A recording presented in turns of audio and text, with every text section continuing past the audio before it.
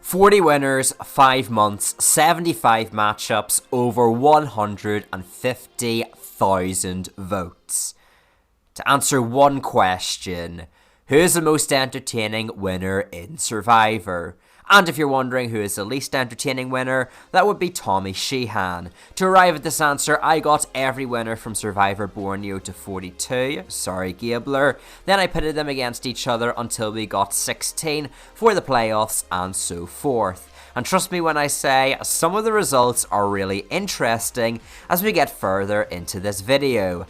A good portion of the background footage in this video was supplied by A Galaxy Wolf, who also makes really fun Survivor content on his channel, and you can check it out as it is linked in the description. Nonetheless, back to Tommy. And yeah, Tommy is often regarded as the most boring Survivor winner by the community, which, with a pretty run-of-the-mill edit, was just less interesting than Nora, Elaine, or DK Villain, which he aligned himself with. Also, for the confused viewers, the pictures outline the 3 matchups in the regular season, and this is their win-loss record plus percentage. To make it to the top 16, you had to either have a 3-0 record or 2-1 win-loss record, with percentages being the tiebreaker, and I think it was quite a robust system in my biased opinion. Did it get chilly here, or perhaps it's Mr. Freeze, Brian Heideck, that made public opinion a bit frosty? Several things Brian did around the time of Thailand are very controversial, and it was arguably the first game bot on the show. Thailand is often regarded as the darkest Survivor season, and a solid 50% of that stemmed from Brian. When your strategy isn't to be just under the radar, but beat the radar by not outlining your strategy, sure, you may win, but not on entertainment. Danny is the lowest winner to have more than one appearance on the show, but through one very under-edited win and a quick elimination in season 40, it causes her to be extinct. About that, when you're only actually on the show for the first 3 episodes and the finale as your one single appearance, it's going to be tough to rank high. As one of my commenters states, I don't think Chris even counts as a winner, which is, yeah, pretty brutal. Despite some big moments in the endgame, Chris was forgotten for 90% of the time, and so his soul is bound to this placement. Soul journeys were at the core of Aris's game, but comparative to the rest of Kasaya, he took a back seat in the editing booth. By the time of Blood vs. Water, he then proved to be outclassed by the Coconut Bandits and more entertaining newcomers. It's at this point of the video I also want to shout out Russell Muscle, who has been doing a similar thing on his YouTube channel with winners and polls, but he also recently has been doing other polls with runners-up or early boots. This idea ultimately stemmed from him, and I did put my own spin on things, but I just wanted to take this time in the video anyway to say a big thank you to him. Please don't sue me. Smashing into 35 is Erica, the lion turned lamb who got lost in the herd pre-merge and seemed to fall victim to Survivor 41's bizarre editing, where there were a lot of talking about threats or moves rather than actually doing. As one of my commenters add, entertainment is a product of the edit, so nothing against Erica, but I can't vote for her due to how dirty she was done by production. To nobody's surprise, next we have Natalie White, although at least she's slightly more justified due to being pushed to the side in Samoa by the 3rd biggest screen hog in Survivor history. Anyone that watched my previous video will understand the reference. Nonetheless, some of you beady-eyed viewers are probably wondering why Natalie had 4 entire matchups. Is a revolt against her getting so under-edited? No, but I wish. Rather, she tied in win-loss record and percentages with the next person on this list, and so I did a tiebreaker to determine the higher place finisher. Oh, on the topic of the final winless contestant, it is Tina. While her motherly charm led to her becoming the first female winner, my audience clearly didn't think it synergized with her entertainment. Also, cool fact, Tina is the only 3-time player to be 0 and 3 in the regular matchups. Sorry for those that have OCD, but we'll finally be introducing some green into the mix. Versus Amber, the Australian sweetheart turned Mafasio wife that became extinct, and it could be that early exit in season 40 that prevented her from scoring higher. Another interesting fact is that Amber was the only 0 and 2 contestant to actually beat their 3rd opponent, and in this case it was Jenna. And yes, that matchup was completely unintentional. I only realised when the comments told me, please don't hate me. To very quickly change the conversation, let's go to another old school female winner in Visapia. V is renowned as an underrated winner by various members of the community, and to some extent this mentality came into my rankings. But it doesn't change the fact she winds up here. As reinforced by one of my commenters, the question is who is more entertaining. Visapia may have been more strategic, but she's one of the most boring winners we've ever had, in my opinion. Bob is certainly unique, I don't think anyone would deny that, but in spite of that he failed to win the pivotal matchups to make the bracket. You may be able to fake it till you make it with idols, Bob, but when competing with fellow winners, it's another story. At the beginning of this video, I said we were only doing Borneo to 42. Half of the reason is with Tony and Sandra being two-time winners, we have perfectly an even number in 40. Survivor 43 also was midway through filming during the initial matchups, so I didn't know the winner then. So while Gabler wasn't officially part of this list, I matched him up against the 3 highest ranked of each band, not to make the top 16. So with a 1-2 record and 119%, Gabler winds up here at about 29.5 on this list. Ben, by far, is the most hot and cold player on this list, hands down. There were some that thought he was a good, entertaining winner, some that thought, yeah, scrap the good but keep the entertaining, but there were some that seemed to be more anti-Ben than pro the other winner, which is interesting. Perhaps not as intriguing is John Cochran being next, as I feel the general community views him as pretty meh. It probably doesn't help that in season 23 he arguably caused one of the worst pagongings in Survivor history and had one of the most obvious winner edits 3 seasons later. One of my commenters I pick a bottle of ketchup over Cochran as far as entertainment value goes. I'm not 100% sure what that means. But anyway, she may have been a Queen Slayer in a past life, but despite surviving every trial within the game, the same couldn't be said against other winners. That being said, if you're going to cut one winner some slack, it's Denise, as all her opposition went 2-1 with high percentages. The King of Fiji was a bit of a servant to the other 2 winners, but in all matchups he at least held his own. There was nothing that stood out about Earl's win from an entertainment standpoint, perhaps explaining his placement, although the same can't be said for Jenna Maraska. Jenna is the only 1-2 and below contestant to be in a Friday main event, which you can't already tell is yet again me taking another component from BattleBots, which the matchup plans were inspired by. While it may be shocking to see a woman that literally stripped for peanut butter on TV so low, it hasn't particularly aged well. Moreover, lest we not forget, she was the only winner within the game to actually quit, which commenters seem to hold against her. Before anyone says, yes, Sandra did also quit, but it was also outside of the initial game, and as you'll quickly realise, Sandra in this video doesn't generally follow the rules. Someone that played with Sandra, however, was Tom Westman, the finally 1-2 contestant, who, as I'm reminded by every poll thanks to my lovely commenters, caught a shark. But compared to the other winners with more iconic moments, Tom overall seemed to have fallen victim to the sands of time. The first 2-1 contestant ironically beat the aforementioned Tom Westman, and that's everyone's favourite cop turned criminal Sarah Lacina. While the Survivor producers considered her game-changing, my fanbase didn't consider her really all that special.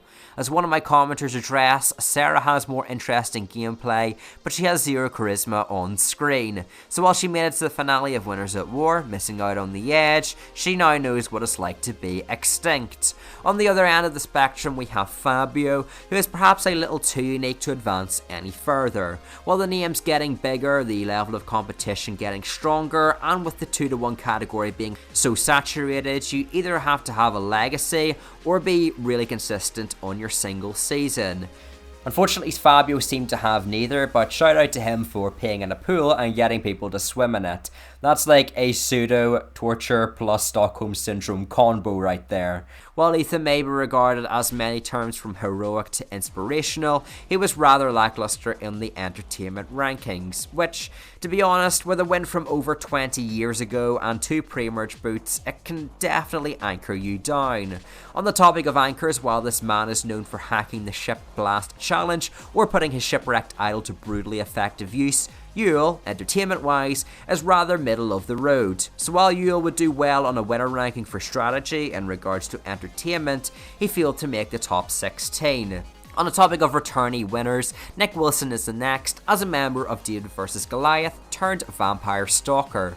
Nick's a bit of an interesting case personally, as I feel he instigates or reinforces entertaining moments like the John Hennigan boots or sneaking up on alliances, but never is the main focal point. Congrats to him for going 2-1, but he barely misses out on the top 16.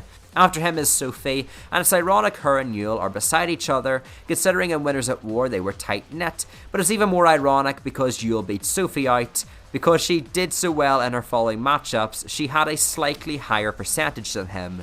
If Winners at War didn't happen, I think we can all agree Sophie would be much lower, really showing how important another one or more appearances can be.